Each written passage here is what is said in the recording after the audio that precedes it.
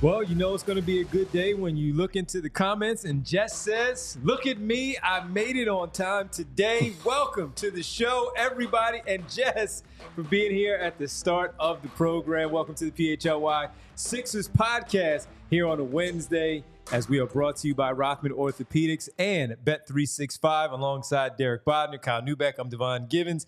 Brianna is producing as always. All of you in the chat. Jess is here. See Rick there, Mike B, Spo Babby, Kyle Newbeck. Who's that guy? He's in there also. Who's that guy indeed? Yes, indeed. But we have a lot to talk about from the GM survey, the annual NBA.com GM survey that gets a lot of buzz. Of course, when that drops, we'll discuss that. Where do the Sixers fall into the conversation of a lot of the GM survey categories there? We'll also talk about Caleb Martin. He spoke a little bit earlier today after practice. Some pace things that we tried to fit in yesterday on the show.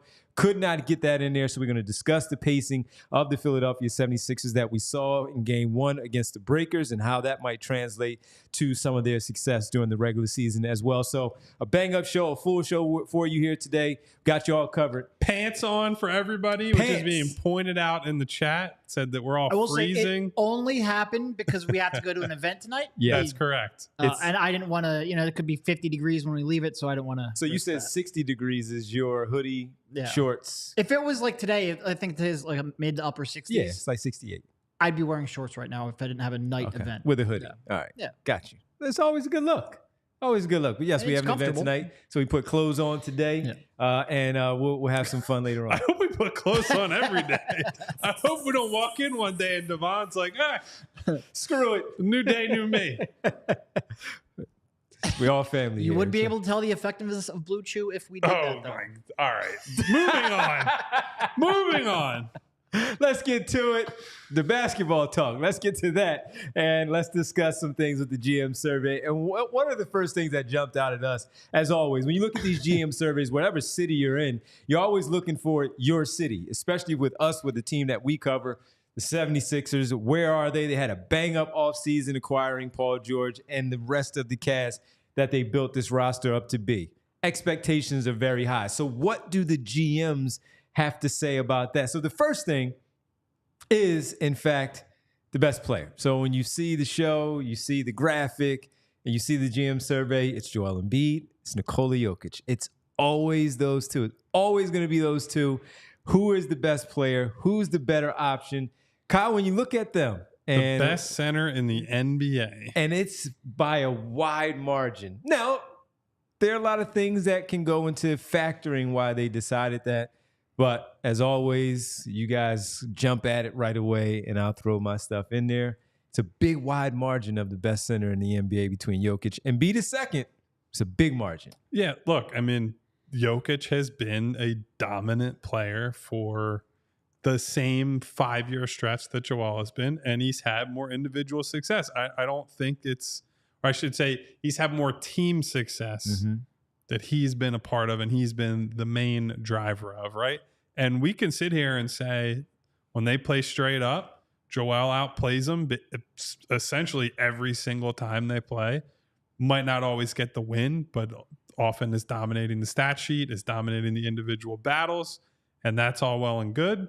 And we can say, hey, look, Joel's been hurt in the playoffs. Joel's had the Tobias Harris-sized anchor around his neck and he's had to deal with that. And there's been the Ben Simmons factor. And I'm going to shame myself later on for bringing that guy up on our show.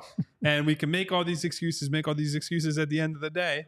Jokic has been able to get to the mountaintop. He got to a conference finals another time before that. Got his butt handed to him by the Lakers, but still got to a conference finals in the Disney World bubble. And so I think that really is all it comes down to, right? I think there is a level of reliability for Jokic that people feel that I think, especially if you're an NBA GM and you're thinking about how you're building a team and, you know, they have their own set of priorities.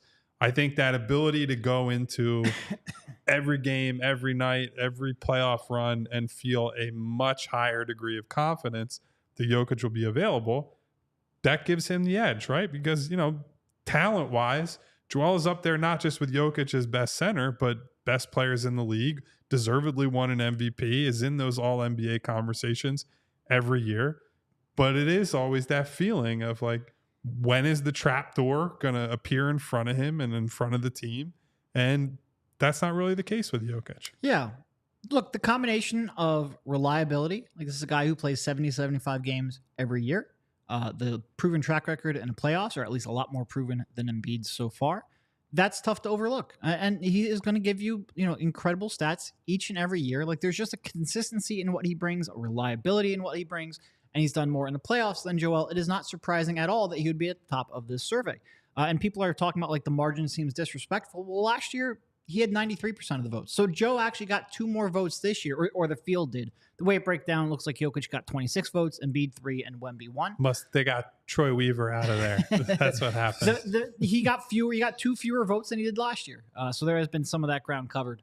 But look, he should be the top center. He's just had more of a track record, and he's more reliable. It's not surprising at all. For as much as I have lit Nuggets fans on fire on this podcast over and over and over again, I have also said over and over again, I respect the hell out of Nikola Jokic. He just puts his head down and plays his way. He's can't really replicate what he does. He's although it's funny, now that I'm thinking of that, I saw a tweet the other day talking about Şengün in Houston. Someone said he has Jokic's skill set in George Niang's body, and I thought that was an extremely funny comparison. Pretty good. But Jokic is like, I think what I respect about his game so much is that he is just a like lets it come to him kind of guy. So he'll go an entire half and barely look at the basket, and he's got 15 assists and they're rolling, and then things go off the rails, and he will pick whatever matchup he's got against a center who really can't guard him, post that guy up 8 straight times in the second half, get to 20 points, and you look up at the end of the game and it's like, man, this dude has just a monster stat line. And so he gets it done by any means necessary. I respect him in that way. And it is something that, you know, as we have these conversations about Joel in the offseason, about how he's going to play, what he learned from the Olympics, all that, I've always hoped that he would look at Jokic, being the basketball junkie that he is, being someone who, you know, really keys in on what all the stars do well and what he can learn from them, and take some of that from Jokic. And I think what we've heard him say about Maxey this offseason, like he can be the guy and, you know, I want to help him get there. I think that in some way is a reflection of what he's seen Jokic do with other guys, right? Where Jamal Murray can have the floor and the platform in the fourth quarter to be that guy, that crunch time guy, because Jokic is helping him get there, setting him up, running that 2-man game and the dribble handoffs and everything else. And so that would be my hope. And I think this, as always, I think you probably selfishly love it if you're the Sixers. You're like, give Joel just like a little bit more motivation, right? That, hey, you're that much behind Jokic in these polls. What are you going to do about it? Yeah, so for me, it does start. Because the talent base, we know for them to be in this conversation anyway together, we already know who they are. We already know their personal success of the awards and team success as well. We know where it goes. It's about the availability and the fact that, mentioning the 75 games that he plays, Joel was somewhere in that 50 to 65 of playing those games. And because of that, we already know where they are 1 and 2 in terms of the center position, like they are, but it should be way, way, way, way more closer if the amount of games were equal in terms of being played. And it would be if that was in fact the case. But since he does not, Joel, play those games as at a higher level, higher number than Nikola Jokic, then this is why. Then you factor in whether this was done before the season or not. All right, let's say it was done, not before the season, before the media day and all, when he pointed out how now I'm not focused on any of those things. I'm going to listen to my coaches and my medical staff And while he shared that with us at media day, in training camp, at media day, he said that he's not worried about All-Star, All-NBA, and all of that stuff any longer. He's going to play less games. And if he's going to play less games, that will factor into the discussion when putting this list together. And for Joel Embiid to still be at 10% just because we know how good he is. Now he has to go out there in order to elevate higher, even with the lower number, is to go and get what Jokic already has, and that's that NBA championship. So if he's able to do that, maybe next year with this poll, it will be a little bit higher. But for right now, it won't be a little bit higher. If he wins the title, then it becomes it's a split, right? Because we've probably gotten into this conversation at different times throughout the last year, but like Joel Embiid is a title away from. He goes from, I don't know where you would place him in like all-time rankings, but you're talking about a guy who's been an all-star 1, 2, 3, 4, 5, 6, 7 consecutive years. He's won an MVP. 28. He won back-to-back scoring titles. He's been on all defense teams multiple times. So like you're talking about a guy who with a title would get into top 30, top 25. Right. I mean, you'd have to go person for person, player for player and figure that out. But he's already got this amazing resume. And if by age 30, 31, he adds a title on top of all that, presumably if that happens, he probably has another all-star appearance in there this year. Yeah. You're climbing up the all-time ranks for players. It just so happens that you're playing at the same time as a guy who is currently outpacing you and has that title that you're still searching for. Yeah, and like Spo Babby in chat, Jokic is a great player, but the gap between him and Embiid is overstated. This isn't measuring the gap. This is just the percentage of GMs who would take him as the best center. And when you look at everything, the 3 out of 4 MVPs, the title, you would expect most GMs will take him as the best center. That doesn't mean he is head and shoulders above Embiid. Like that gap of 87 to 10 isn't representative of their impact on the game, just of how universal it is that, that Jokic is the best option right now. And it didn't shock me. Yeah, it's not about the talent. Right. We already know the talent. It's about the availability. And then Joel still not getting past the second round. Jokic being past the second round multiple times and winning a championship. That's why it's there. So when you mention Spo Babby, I'll even add in our buddy in this one as well, Ramid, saying I'll never understand how Embiid could ever only receive a 10% vote for the best center. That's ridiculous in my opinion. It's not about the talent. It's about the availability of having the guy able to suit up and get out there and play. Plus, again, when you're focusing on the postseason a little bit, at least when you're talking about these two guys and some of the other categories that we do have, some of these players, it's factored in because of what you do in the postseason. And with Joel not getting past that second round, I'd imagine that's a little bit of it as well.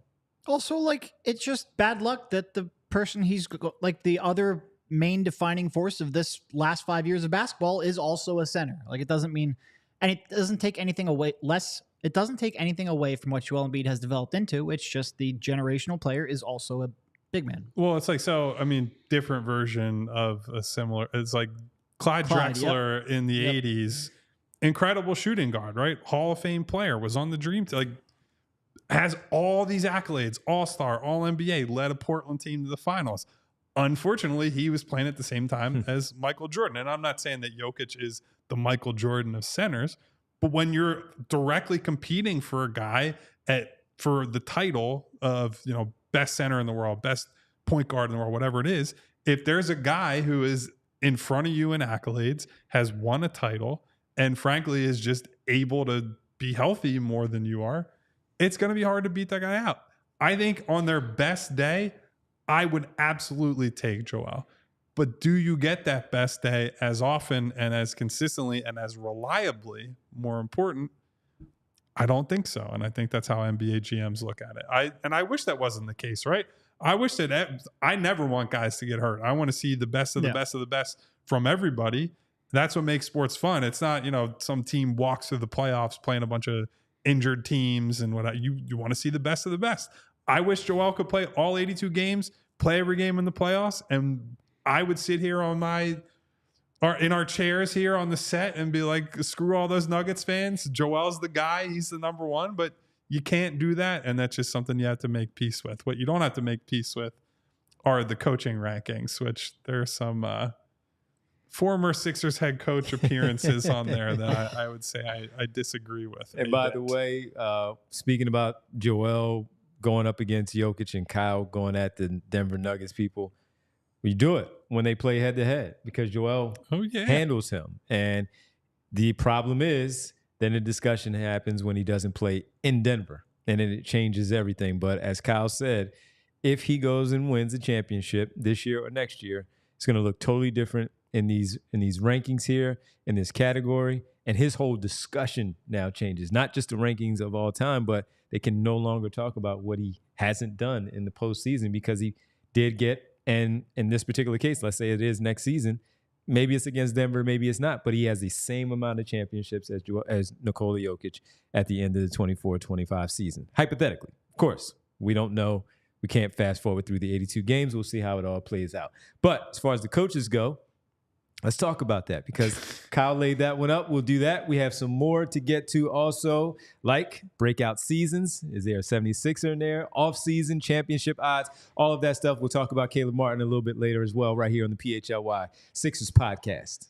Well, guys, if a GM survey comes out that you're particularly annoyed about, if something's going on in your life that you just don't like, I know it's easy to get worked up, but there's always a better way, a chiller way.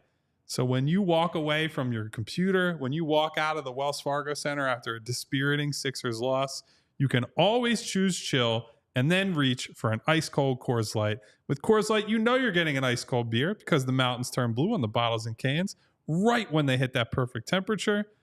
Been a lot of times recently. It's been a stressful up and down off season for me. Been a lot of things going on that sometimes I have to just take a step back and say, man, I can't believe I have to see these two guys on set another day in a row. But then I could walk into my kitchen, take a deep breath, find a moment of zen, and then look at my fridge and see that beautiful Coors Light can. Coors Light is a cold layered, cold filtered, cold packaged beer with a smooth finish.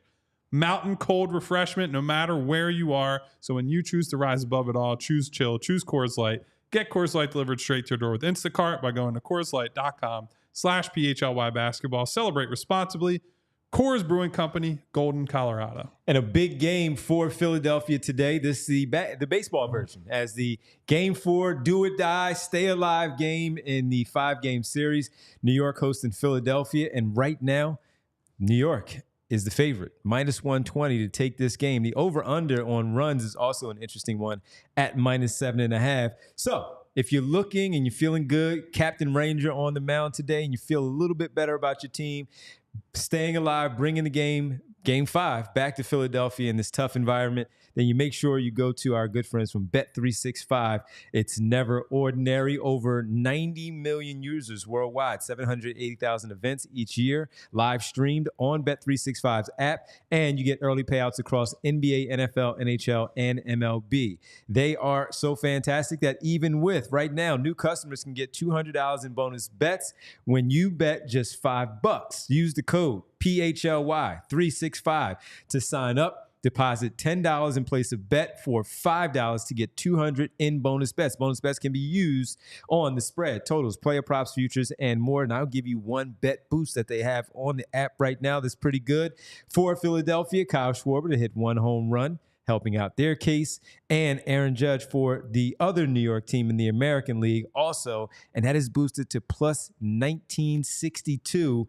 You can win some money there if you think both of those two players are going to go yard. Now, if you are willing to do so and get in there again, make sure you sign up, download the app Bet365, use code PHLY365 when you do sign up to get that $200 in bonus bets when you bet $5. Whatever the moment, it's never ordinary at Bet365. Must be 21 plus and physically located in Pennsylvania. If you or someone you know has a gambling problem and wants help, call or text 1-800-GAMBLER. I am going to need to start choosing some of that chill at 5:08 p.m. I got to say, I've been feeling really vindicated in my never care about the baseball regular season stance over here. It's unbelievable.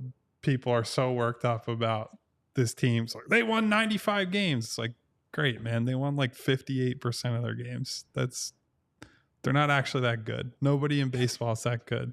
I mean, it's much more that so much. There's so much randomness in baseball that I brought. Well, that's what I before. mean. Nobody can be that good. It's the most random. It's completely major random. sport. Yeah, I remember reading a Baseball Prospectus article where you would need a 55 game playoff series to determine the better team, and obviously that's completely unrealistic. But a 5-game playoff series is a lot about randomness and luck, but they can be frustrating too. Some of their approaches at the play, we don't need. Listen. Oh, we already know that. I am going to need some chill at 5:08. That's all I'm saying. The Dodgers won 98 games. That's the equivalent of an NBA team winning less than 50 games.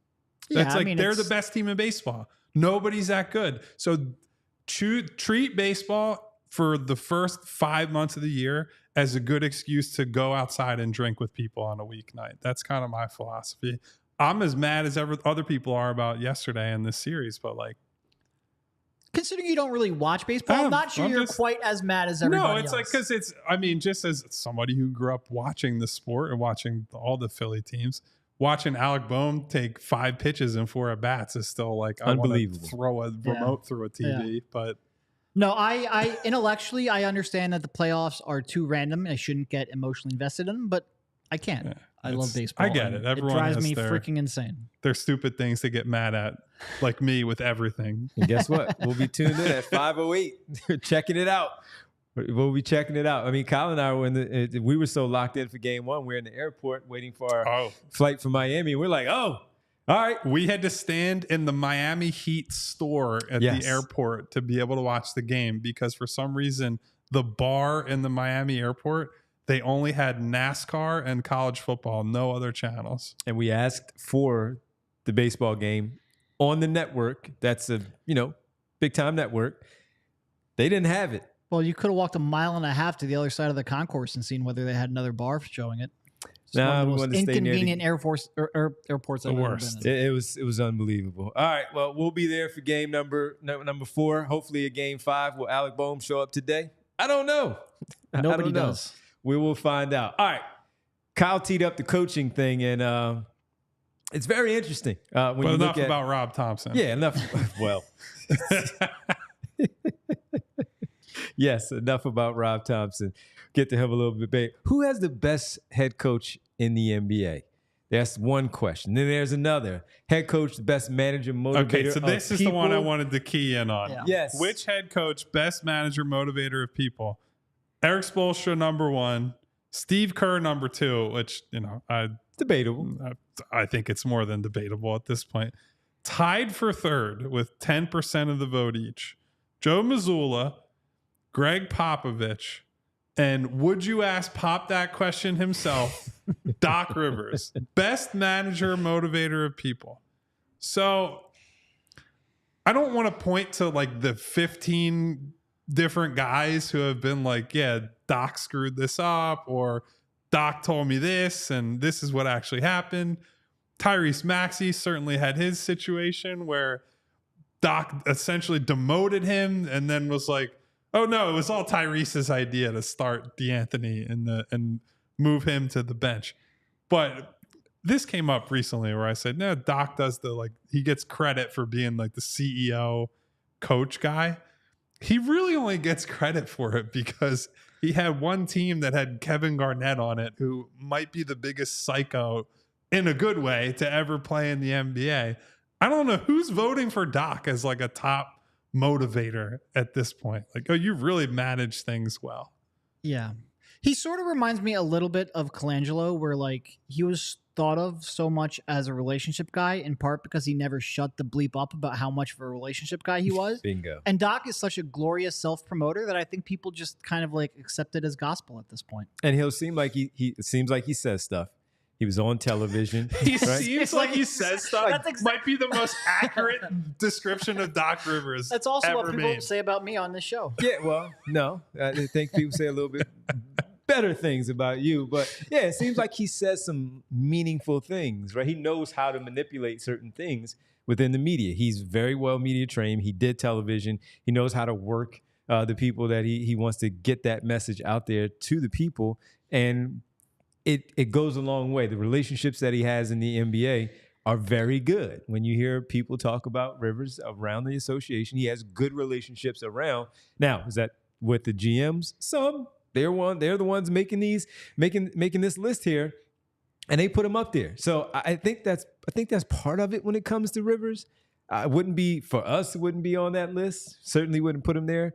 I don't know enough about Nick Nurse because we've only seen him for a year, and now getting here to this spot, especially with the things that you would hear about Toronto, where they get ticked off because he says things in the media, delivering messages about players through the media. He may not be on this list. So it's less about him being absent from this list and more of, wait a minute, how's Rivers on here with that message? And look, also this too. He gets a lot because of how he handled the Donald Sterling thing. So he gets a lot. He gets a lot of that. Where he was fantastic with that. And again, just the messages and the television part of it, and being known as a by the way, media person. Lawrence Fishburne playing Doc was one of the funniest. Just like seeing him with I still haven't the watched Doc it yet. haircut was unbelievable. I haven't been able to bring myself to watch that yet. I think I got through like the first 10 minutes. And Only I was like, highlights. I can't even look at Doc. Going back to the motivator and manager of people. Do you remember last year when we were out in Fort Collins? Just the number of people who were like, No, I don't man, remember. well, you were on your vacation. We know. But the number of players who, like, it seemed like to a T, everyone was like, man, we have actual plays this year. Wait until you see our offense. I don't know. It doesn't sound like somebody who really motivated his crew. Yeah. Devon nailed it with his description. We could have just ended the whole podcast there, and that probably would have been. Drop the mics. Except we can't that drop the probably mics. would We'll have been throw the enough mics on the floor. for one show. But yeah, like, I don't, it's one of those things that once you reach a certain level, it's almost like the all defense team. I guess maybe it's not as much that way anymore, but all defense used to be like, once you got Kobe on would one, be on it. yeah. And Pete Kobe, amazing defender, but Kobe Bryant was on like 5 all defense teams. Maybe not 5, but at least several all defense teams that were like, if we were actually to stack up the 10 most impactful defenders in the league at that point in his career, he was not there, and he was not that close either. So, well, I'll even take it to the first one I thought he was deserving of. Matisse Thybulle getting second team that first year. The second team, it was reputation, and he wasn't as good as he was the year before. And it was like, maybe if there was a third team, he should be on there, but not the second team. I think there was some other wings a little bit better than him at that point. But yeah, that was an interesting one with Doc Rivers at that one. But as far as Nick Nurse does go, he was on the list for best in-game adjustments, Derek, and he was tied for 4th with, as number 1 was Ty Lue. Gets a pretty good reputation about those things. Eric Spoelstra, number 2. And you see a lot of Eric Spoelstra in a positive way on this list. And Mark Dano of the OKC Thunder is 3rd. Rick Carlisle, Taylor Jenkins of the Memphis Grizzlies, and Nick Nurse tied for 4th, all 3 at 7%. Yeah, I think he definitely should have been on this list. I would argue he should probably be a little bit higher. There are some, younger, more, less proven coaches ahead of him. But, I think he should be on the list. Only receiving 2 votes, I would have expected maybe 4 or 5 votes. Somewhere up in the, I don't want to say above Spo, but like maybe just below Spo, I guess. Daigneault, I think, surprised me a little bit, not because he's not worthy, but a lot of times these tend to be lifetime achievement awards or reputations that are built up over extended periods of time. And he obviously has not had quite as long of a track record. Fantastic coach. I think, no, I didn't pick him last year. You picked him last year. I believe I did, yeah. I had Coach Finch. of the year? Yes. Okay. So I think we all respect him, but I was just a little surprised he got that many votes. But that's always been what Nick Nurse is known for. He's known for in-game adjustments on the fly. Like I said, I think he should have been on his list. I just would have thought, a couple more votes. I was a little surprised that Ty Lue still was number 1 in that category. Not because I think in the past I've seen him certainly in that Cavs finals run where they beat the Warriors. You saw it a lot, and there have been times during his Clippers tenure where they've done some inventive stuff, right? Like they leaned into the Nick Batum at the 5, small ball, all the wings type of stuff. But I don't think the last year or 2 he's been particularly like light on his feet, right? And I don't know that that's all his fault. I think some of that is Kawhi's never healthy, and when your best player is not available and he's a big part of like, okay, you move him around the chessboard and do stuff like that, that eats into it a little bit. But it is another example of, I think it's probably Spo number 1 there if I had to place my bets on it. But I would say Nick probably deserves a little more love for that. Is where I think, I probably have my qualms with Nick in terms of some of the rotation stuff and other things. But if you're looking for someone who's just like yeah, I'm just going to try stuff. I'm happy with just, we'll throw this look at a team in the second half just to make them feel uncomfortable for 5 minutes. I think Nick does a really good job of that and has done so. Even when he had those teams in Toronto that are like post the, Kawhi, Marc Gasol, Lowry, all those guys, they still were doing all kinds of goofy stuff up there. And how do you pronounce? Is it Mark Dag? You said I think it's Dagenham. Dagenham? Yeah. Okay. All right. Now I know, because I always mix that one up and mess that one up. You should make that into a name on the chat, and I'll screw that one up. So that would be perfect. Turn it into our version of who we play for, which is always Right. That could be a segment, like, words we can't pronounce. Let's pronounce this. Shit right. we can't say. Yeah, that would be one that Bree would have to throw at us. Well, I'm So we still could be calling surprised. the guy who got taken by the Hawks in the top 3 Zach R right now. So I'm gonna have to learn his name at some point. Richache? Risache sounds right. Yeah. Okay. That But see, sounds the right, but I French don't actually ones- know if it is right. He had a good game last night. He looked I'm pretty the one well. who took French as a Yeah. kid, so I should know some of these. But yeah. And speaking of those poorly cast athletic shows like the Doc Rivers and the Sterling one, and look, I'm not trying to make fun of it because of the situation and how it ended, but they just recently had the Aaron Hernandez series. Oh my! I saw Did the, you see the video? the clip from it. where that he's somebody running posted. a route. No, I did not see my that. goodness. No, no, no. Oh, man, the guy looks like a robot trying to run a route. And just a quick in-out route down the sideline, kind of like a little Texas route, a wheel route, if you will, just to go down the The sideline. clip I saw So bad. was So from the bad. War Room when they're talking about drafting him. Oh, the And- Belichick Kraft. And Belichick Yes. just like appears, and then Robert Kraft appears out of Yes. nowhere, and both of them were just like, "What is happening here? This is like a Lifetime movie." Where I are feel the like casting for these, it man? was so goofy. So. Oh man, it's so bad. Well, we'll talk about some more, just a few more of these surveys. Then we'll get to Caleb Martin and much more. The pace of the 76ers as well, right here on the PHLY Sixers podcast. Oh, look. Game 5 is going to happen. Yeah, baby. Speak it into Yes. existence, and The you're big going to want Philly to make show sure that we are. you get down there. And one way to do that is with Game Time. Game Time has a new feature we want to tell you about called Game Time Picks that makes getting tickets for your favorite live events even easier. Game Time Picks filters out the fluff to show you only incredible deals on great seats, so you don't have to waste time searching through thousands of tickets. Here are some of the other great features that make Game Time easy to use. There's all-in pricing. When you toggle this feature, it shows the total upfront cost with no surprise fees at checkout. You get a panoramic view of your seat in the app before you buy, so there's no surprises when you get to the stadium. They have their lowest price guarantee. If you find tickets in the same section and row for less, Game Time will credit you 110% of the difference.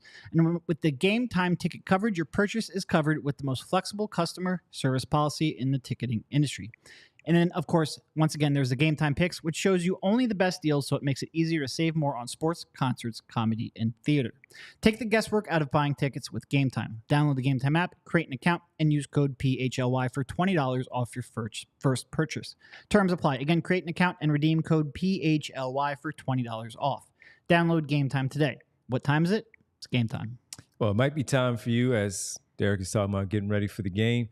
If they had you pulling your hair out from game number 3 and you lost it, it's time to get it back with the great people from Glatt Hair Restoration. The Morgenstern Center for Orbital and Facial Plastic Surgery recently welcomed the Glatt, of course, hair restoration to the practice, creating an invaluable opportunity to leverage everything from Dr. Glatt's high caliber brand equity and begin an exciting chapter in the Dr. Morgenstern's highly respected legacy. And as you get ready and now part of the Morgenstern Center and you're looking to get your hair back after your baseball team had you pulling your hair out, each member of this exceptionally trained team brings 30 plus years of an industry experience.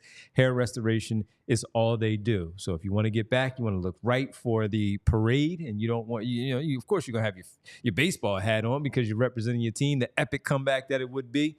Well, here's some things to get you right. Laser light therapy, non-invasive TED treatments, vitamin supplementation, topical oral medications, PRP and stem cell restoration, and hair restoration surgery. Each patient receives a complimentary one-on-one consultation to pinpoint the best course of treatment from the great people from the Morgenstern center. Bald is now optional. Yes, it is. But if you want to get that hair back so you can celebrate and get ready for the summer and look your best, if you want to improve how you look and how you feel about yourself, Glatt Hair has the right treatment for you. Regain your confidence. Visit glatthairmctr.com or call 610-980-4000 to get started.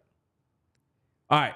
If we had to cast, folks, a PHLY Sixers show on Lifetime, since we brought it to that particular network, as Kyle mentioned, because the routes are bad, the Belichick Kraft part is bad, Lawrence Fishburne, bad haircut. He needed to go to Glatt there for that one. And who's playing Derek Bodner? Who are you casting for Kyle Neubeck? I'm Adrian Brody, I think is my actor. Who are you casting for me? And who are you casting for Bree? Let us know in the chat. No, I don't think I like this. I started it already. It's already happening. Get ready for it. Money Mar is just going to suggest anyone who's ever played a white cop on TV. That's who he's going to say. We've heard some of those names already. That's my answer for my actor. Central casting, people. Get ready for it. All right. Just a couple more here in the GM survey I wanted to throw at you guys.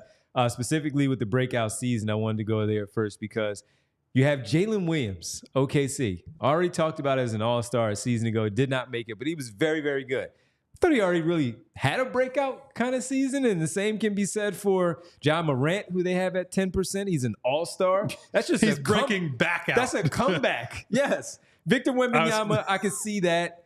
Cade Cunningham, sure. Paolo Banchero taking that next step that you guys talked about. And for this one here, they have LaMelo Ball. He's already had an all-star season.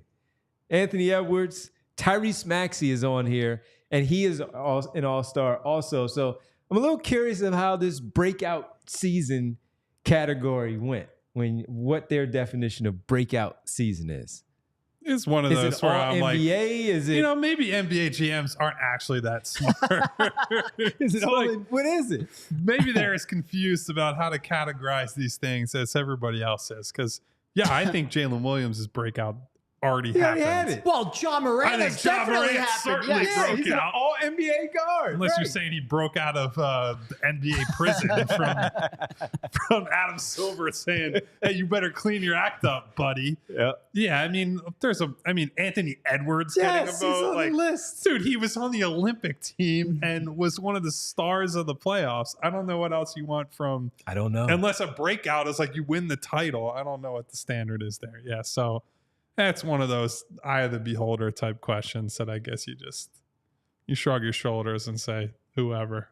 Yeah, so that one I didn't get all that much of the breakout season there. And Joel Embiid was tied for third for who will win the 24-25 MVP. So even with all the stuff that we said about him being the best center, they still have him tied for third. And he might not even qualify for the amount of games to be able to win the award. Derek's so mad in the chat because someone suggested Nick Nolte. How old do you think I am? Someone said Tom Green for me. Tom Green at this point is like, as far as I know, probably hanging on by a thread. So maybe like Freddie Got Fingered era Tom Green. But Lost Sleep TV says me as George Hill. No, George Hill would have to play me in this Real TV Time show. said Sean Wayans as the mom. so on brand. So on brand for this one. That's a good one. Tracy Morgan. Tracy Morgan is our complexions are so different. Body type, a little bit different. But all right, we're having fun with this. Nick Nolte. Blue Chips Nick Nolte, even then it still wouldn't make sense. He was too old 40 years ago. Come on now. Have you seen a recent picture of, hold on, I got to send one of these to Bree. You know how young Holy he was? Crap. He looks 48 hours, man. Oh, man. Oh, my God. I'm sending the link to Bree. Yes. This is insane. Bree, if you Google, look at it. That's from, hold on, don't tell me I know the movie that was that Gerard Butler's movie? That was a Gerard Butler movie. Someone said that's who should play Derek. Come on, man. That's insane. Like, it's all fun and games, obviously. But you got to at least be within the threshold of reality to some extent. Not even close. Oh my! At least Tom Green is you might be able to squint and be like, yeah, he's a white guy who looks kind of like Nick Nolte. I don't ever remember a point where Nick Nolte was young. He's never been young in the history of his life. In Blue Chips, he was in his 50s. And he was younger than 50. He was the grizzled old college basketball coach in a college basketball movie that came out 32 years ago. I'm finding a way to get back at you real time. I'm not going to forget this one. Danny DeVito plays me. according to Yams. Hold on. Real Time has a super chat said Eddie Murphy can play all three yes, of he you. could. I'm okay with that. Yes, he could. Okay with that. I'll be one of the clumps. Yes, he could. I'm a very distant relative of the clumps. How about that? I saw a clip of him with the Nutty Professor part with Jada Pinkett, and he had one of the funny. Don't let the tears fool you. I'm a tooth chipper. That was just a great line, Eddie Murphy, with all the characters that he plays. That first scene in the nightclub with Chappelle just roasting him. It was that one. Yeah. Oh my God. It was that and then one. he comes they were back walking and gets into the that revenge. Yeah. He's like, don't let the tears fool you. I'm a tooth chipper. All time scenes. Go get him, Eddie. All right, man. We're way I told you this was a bad idea. That's a great idea, man. But Nick Nolte is a bad one. Yeah, absolutely. All right, let's get to some basketball Actual stuff basketball. here. Yeah, let's talk a little basketball. Kyle, you wanted to talk about the pace of what we saw from the Sixers in Game 1 against, albeit the Breakers, but they were getting up and down the floor, getting the shots off. At halftime, they were 10 of 16 from three. They're playing against the Breakers. A lot of rebounding opportunity, a lot of transition chances that they had. But this is something that we know from camp that they want to do a little bit more, which is get up and down the floor. Yeah, Nick Nolte really wants them to. I'm just kidding, everyone. Nick Nurse has said multiple times now this week that playing with more pace is. I feel like this is one of those things that every coach says at the start of the year. Nobody goes into the year we want to play slower. Yeah, right, Can we get less shots up? But so I think what you saw in Game 1 that actually tracks with Nick saying, hey, this is a point of emphasis. They were trying to make hit-ahead passes frequently, and there were some bad ones. There were some pretty bad turnovers I think there was one from Kelly, one from Drum, where they're trying to get the ball up the floor, hit the outlet, and it didn't come off the way they wanted it to. But generally, the message has been, we just want to get more possessions, right? We want to first end the other team's possession with rebounds. We'll create more turnovers if they can. Once you have the ball, get it up the floor, because it's the philosophy that 7 seconds or less came from is just if you get up more shots, you will score more points, and it'll be beneficial to your team and your offense. And so that is really the underlying theme offensively so far. I think what's interesting, and we're going to have to see what it I'm looks cutting like in and out. Let me try real quick to rejoin you guys. I'll be right back. Highlighted Tyrese as we want him to use his speed more. And some of that is going to frankly have to be just you're waving off Joel, right? Joel wants to, I don't want to say walk up the floor, but at a controlled pace would be the diplomatic way of saying it. But what about when he does decide to bring the ball up himself? Joel? Yeah, he does. Now that's also going to be an interesting subplot, right? I don't want him dribbling the ball a ton as a coast to coast guy, other than special situations. But is he going to push the pace? And okay, frankly, I don't think anybody wants to see that, because he's already there are times when he's just a runaway freight train in transition. But Tyrese is the guy to watch, right? And it's going to be fun to watch him run the floor with. It's one of the reasons I'm excited about all these wings with Kelly, with Caleb, with Ricky, with Yabusele, with even KJ Martin, a bunch of guys on this team that he can do some combination passing and playing with.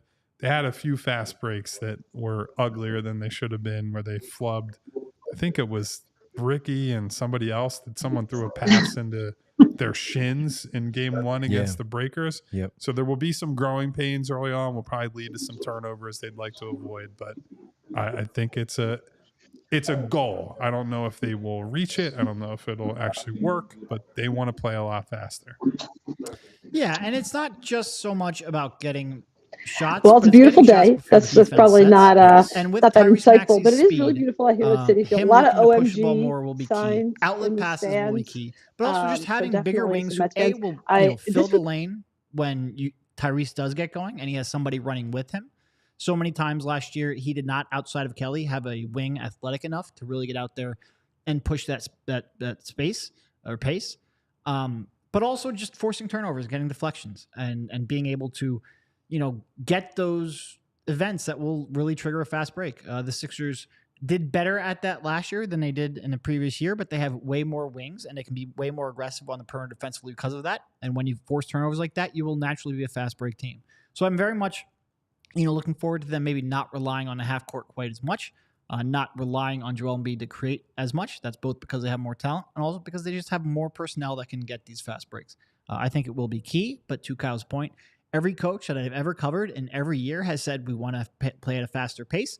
We'll see whether or not they can do that, but I do think they have the personnel to fit that this year. Yeah, with those wings, man, again, just being able to pull those rebounds down, look ahead, start to break themselves, but as the defense is still trying to scramble and get back with their speed and Maxey just being the ultimate speedster to be able to do that would be perfect for Nick Nurse and his squad. So with all those wings, it's great to have that. Now we'll see when Joel comes back, like the guys talked about, because he will slow things down. But we have seen where, especially now with Maxey being a little bit more vocal, if he has to be like, yo, give the ball up, kick the ball ahead so we can get moving, that'd be a big plus for this basketball team to put the defense on their heels and allow them to be off balance overall. With Caleb Martin, we also wanted to talk about with him being one of these new wings. I don't know why this became such a topic on. I don't know. I saw it, and even in the game, I saw it. I'm like, okay, look at Drummond stepping into the lane very, very quickly, waiting for the shot to go up. But this became a thing, and we have the video of Caleb Martin and his free throw shooting routine at the free throw line, and it's different. He holds it a while. I wonder if he's going to be a candidate now where some players might look to the officials and say, where's the 10 count? Because it takes a little bit too long. It can throw some people off. It can maybe have a guy step into the lane when they shouldn't. But Caleb Martin and his free throw routine. We might be delayed on that because Bree is She's got a lot going on over there. So we can just talk through it. We have some things in the chat about there were aliens on our feed. I got a text about it. Yeah. I don't know what exactly is going on. Okay. I didn't even... This is why baseball shouldn't exist right there. Just throw the whole sport out, right? We're in the middle of a conversation about Derek as Nick Nolte and the Sixers. We can pivot off of that conversation. I'm okay with that. Listen, we're getting interrupted by playoff Phillies nonsense. I can't believe it. Anyway. So Faichi says Martin has that Giannis count going at the free throw line. I think did you guys both notice it in the arena? I honestly did not, because during free throws, we saw it on television. This is some like how the sausage is made behind the scenes stuff. During free throws will be when I'm trying to like get like a few sentences in, like I'm starting to construct my article. So all I'm paying attention to is, did it go in or did it go out? The exception to that was when Markelle was here, and every free throw was like an earth-shifting event. So no, I did not see it in real time. And then I get on Twitter after the game. I'm like seeing what I missed from the night. And I see people talking about Caleb Martin's free throw routine. And I was like, boy, did I really miss something? Was there like did a bat fly down like when Ginobili had to grab that during the Spurs game? And it just looked like he kind of froze in a 2K game and stood there. Like every now and then I will freeze up. And it's because I'm sitting here, I'm looking at Kyle, and I'm like, am I really going to do this with my life? It seemed like he was reevaluating whether he really wanted to shoot that free throw, which obviously he can't do. We saw it once before when, Markelle did the double clutch, but it was unique. And what it was is unique. He's looking. He's not. They say look at the rim. Don't take your eyes off the rim, so you can, of course, guide and make the shot. But he's looking down the entire time. He doesn't look up. It seems like from the television copy, he doesn't look up until he actually takes the shot. And I don't know if of course, it's his routine. He's thinking about everything, playing it through in his head, and then he shoots it. He made them. And that's the most important thing. I don't think it's going to be a 10 count. It's just it looks a little bit different, and you have to be aware of people stepping into the lane and a lane violation. That's all. But it did become a thing, and we were like, geez, I don't know if it was that much. It's one of those. I think Bree is going to pull it up for us now so we can all look at Caleb having his internet get unplugged in the middle of a 2K game. I guess it's a preseason game, and you focus on everything, especially a new player, so you're looking at it. Look, he's looking down the entire time, never looks up until he shoots and releases. See, that was the part where it was like, he's not breathing. It's not like he's doing like a, it's just him, ball in his hands, just staring straight ahead. Yep. Everything with the dribble and the spin is fine. I don't know why right? that got me that bad. Yeah, it's a robotic routine there. I don't even know if it's different from his time in Miami. I don't know. I didn't pay attention enough. He doesn't shoot many. He shoots only like 1.5 per game. So I guess he doesn't shoot enough for us to know what the routine looks like. I don't know. But as long as he makes them. I was going to say, frankly, he could do a backflip before every free throw. If he makes 75+% of them, I simply will not care, and I will never pay attention to it. It was just one of those weird. It's the preseason, right? There are only so many things to really glean from really these games, out, right? And so look, that stood out, and that became a story somehow. It's a hectic world. There's a lot of stuff going on at this time. Like, he probably just had to think some things through. You know, it's a nice, quiet time to reflect on everything going on. Is this the right place to sign? Did I choose the right place? Yeah, all that. Any routines that you remember though from your time watching basketball in general that are highlighted in your brain from basketball? I have a few. Rip Hamilton and his Remember 1, 2, Nick 3. Van Exel would be like 4 feet behind the line? He's behind the line. Rip Hamilton would do the bounce and then bounce to the side and bring it back and then shoot it. Terrell Stokes, Simon Gratz, great, and played at University of Maryland. Remember when Joel used to pick a wedgie every time? Yeah, he did do that. Terrell Stokes used to stand on the side of the free throw line and shoot it from an angle and not straight ahead. I mean, the one that I always remember is the Hank Gathers, Bo Kimball, the tribute at the free throw line, which that's less the routine than it is just the lefty thing. But that's always been one of the ones that. Yeah. Malcolm Carrington, he forgot if he turned his stove oven off. I do that all the time. I'll be randomly out and be like, did I turn my stove off? I'm awful at that. That is one that gets me all the time. So that's what yes, Caleb if that's or what electric? Caleb's doing. No, it's electric, but I still panic. Okay. Stove or the iron? Yeah. The iron is a big No, one. the iron, wait, I probably shouldn't have asked that. That's become like a politics thing now, gas stoves and electric stoves. That is true. They're coming for your gas stove, but you don't have one, so.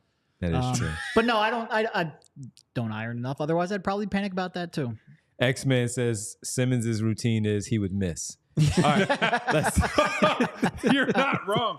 Oh, we probably could pull up that clip of him from last night, but it honestly is the worst quality shot video of all time, so can't do that. We'll get to the super chats. Let's get to the super chats. Let's go to Haidar. Let's go to Haidar first. And Haidar stating that my big problem right now is whether to watch us in real time live or watch when he's at work.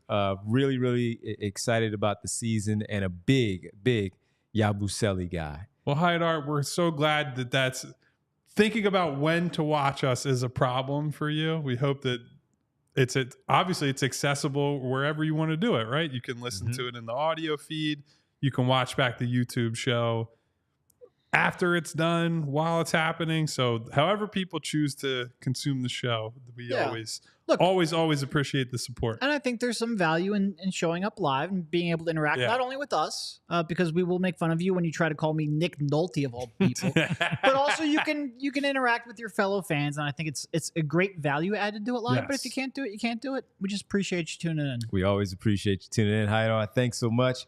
Really appreciate it. Sometimes watching it at work though and takes you away from and the Haidar stresses too of is work. like he's in a different time zone. So we have a handful of people at minimum who have to try to compensate for that, right? And so those people, we especially appreciate you taking time out to hang out with us every day. So absolutely. Thank you to Haidar and all the rest of you. Another super chat. We already took care of real time talking about This is a different one. This is, though. Doc Rivers is Real Time says Doc Rivers is the Tony Roten of motivators. Oh man, because what did he used to tell Michael Carter Williams to shoot all the time? Don't pass it, shoot the ball. You're right, Real Time, because that was one of my big arguments about the rebuild, and we would talk about this a lot. No veterans on the roster. You can't have Michael Carter Williams coming to the bench talking to Tony Roten. That is not helpful. It's just not. They had a lot of shooters. They didn't have a lot of makers on that team. No, you could not have that, man. So, yes, he's well, I wouldn't even say I would go that far as Rivers doing that. But, hey, man. I would say Doc Rivers slightly better at coaching than Tony Roten was. Yeah. There was very few players who have been more frankly, frustrating Doc Rivers, the player, was much better than Tony Roten. Oh, absolutely. He had a solid career. Right? Yeah, he's an all-star season. Tony Roten was my number one. No, I couldn't stand him. When Tony Roten comes up, you two are like... He became a fan favorite, I know, but I couldn't stand watching him. Derek's on press row like, get him out of here! Couldn't stand it, man. I wasn't full-time on the beat at that point, so I just enjoyed the occasional, like, oh, wow, he threw a rat pass from like 25 feet away, hit a guy right in the numbers. The next 6 of them went 6 rows into the stands. Exactly. But that one, baby, one was... You know, in baseball now, behind home plate, they have to have the net. You need a net around the stadium for Tony. Yeah, no question about it, man. You needed one with him. And he still doesn't understand why he's not in the NBA right now. All right, final one from Bootszilla. Boots! Adam Driver or Nick Cage for Kyle. Those are pretty far apart, man. Donald Faison for me. And Martin Freeman for Derek. So I just looked up Martin Freeman. I didn't know who that was. I believe he was in The Hobbit. I know him. I think Derek deserves a slightly taller actor for... Is he short? Martin Freeman is 5'7". I am not 5'7". And he is a Hobbit-looking person. Yeah. So I don't think that fits for what we're going for. Height doesn't matter, right? You know? Yeah, I guess, because Tom Cruise is the biggest action star in history. And I think he's also probably like 5'7". Yeah, so. I don't agree, Boots, with the Martin Freeman. I don't agree with the Donald Faison for me. I don't agree with that one either. And Nick Cage and Adam Driver, you got to pick one for Kyle because that's not me. Hey, it's Devon Givens. It's spitting image. Oh, man. No, I mean, listen, Bootzilla, come on, Boots. We respect the choices. I think we all just probably disagree. Yeah, I think most of these are trying to be funny. Yes. Jess said Chris Evans for me, and I have to say that's 100% correct. Take that one. I am absolutely as handsome as Captain America. Everyone's saying it all the time. Oh, man. We'll skip over the Tom Greens, the Seth Greens, the Jamie Kennedys, the other ones that I got in there earlier today. Oh, man. Good stuff. Listen, if anybody's playing me in a movie at any point, I will consider that a success unless it's because I went failure. Unless I become the notorious criminal or something. But which I feel like is maybe your most likely path to being in a movie, but you know. Might be onto something. We'll talk off the air. All right. First pitch is 5:08 for the Phillies. As you may have heard, they kind of bled into our feed a little bit. 5:08 first pitch. There will be a watch along with the gang on our feed. So get ready for the game. We hope we're talking about a Game 4 victory that leads into a Game 5, a crucial, of course, Game 5 to move on to the NLCS. So make sure you check in with the watch along. We are off tomorrow. So don't look for us tomorrow. We're off tomorrow. Right. You can go back and check some of our older shows or go check out our conversation with Steven Jackson. Yes. That is available. It's a 30-minute conversation. So maybe that will fill in for our absence.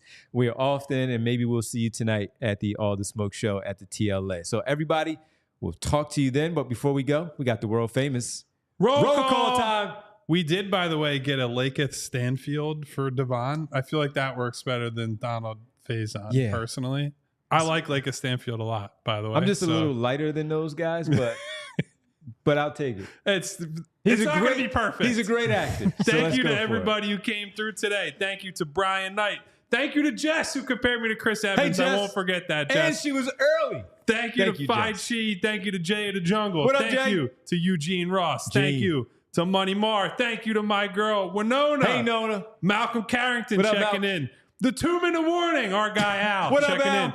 Darkness Whoa. checking in. Turn the lights down. Michael B in the building. What up, Mike? Martian Lynch 33 in the building. Spo Babby, Bootzilla. Boots. Who are other super chatters, Bree? We have Real Time with Prince no Blue on Real a Time. couple. Forget him. And we had our guy Haidar checking in. We also had SB Cole. We had On My Own Yams Now. Oh. Mr. Sandman. We had Bring quite a me few a of you today. dream. Thank you to Saw all of X you in for there. being here.